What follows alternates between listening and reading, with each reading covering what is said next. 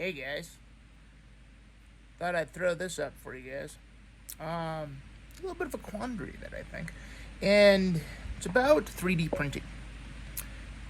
I've looked at them, I played around with them both before I lost my eyesight and now, and you can see that there's almost like tweaking that you have to do consistently with these things, and if you go with like a big one, and what I'm thinking is maybe probably could solve your guys' problem. Because when you think about a 3D printer, you, at least me, the first thought is, hey, that would be a wonderful thing for somebody that's, I don't know, blind like me now. Um, they can make stuff out of it. That'd be pretty cool. Really cool, but nope, not accessible. Why's that? Why would be the most useful thing for a blind person be not accessible for a blind person? And going back to what I said earlier, it's the tweaking you gotta do to like the plates and stuff like that. All these little problems. Makes you kind of think though, well, that's dumb. Well, what if somebody's smart enough out there, you guys can figure this one out, it could solve your problem too. That's make a 3D printer for somebody that can actually use that is blind like me.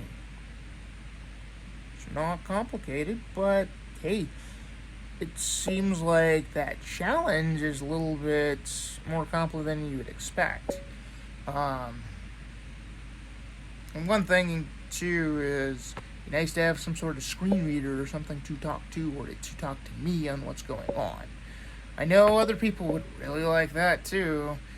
Poking buttons and then saying stage one, stage two, etc., what's going on. You could turn it off too if you don't like it, and heck, maybe get to the point of, I don't like that voice, let's put the Australian voice on, or let's put the Southern voice on, or let's put an English voice on, etc. And those are all English taking. Let's say some, I don't know, something from African. I don't know what their accents are, or Spanish. Moving on. I think that would be a really, really handy tool. And it still hasn't gotten figured out yet, I guess, and that's what kind of miffed me. So that's why I figured I'm putting this video out and seeing if anybody that's into 3D printing be up to for this type of challenge, because I really want to get into 3D printing, both making stuff on like SolidWorks and we'll say Tinkercad or things like that, and I can move the cursors around in so I can create, I don't know, something that says Bob. Just say I want to create a B, O, and a B. That's all I want the 3D printer machine to do. It's a start. But if I can do that, I can make pretty much anything else.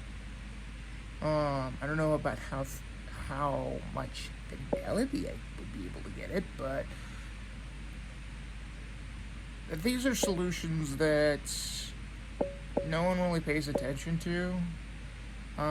Here's another one, just to kind of give you to drill in my point.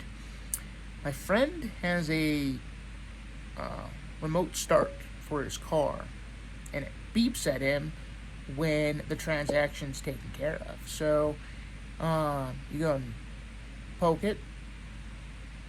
It'll then beep if you want to unlock it or start it, things like that.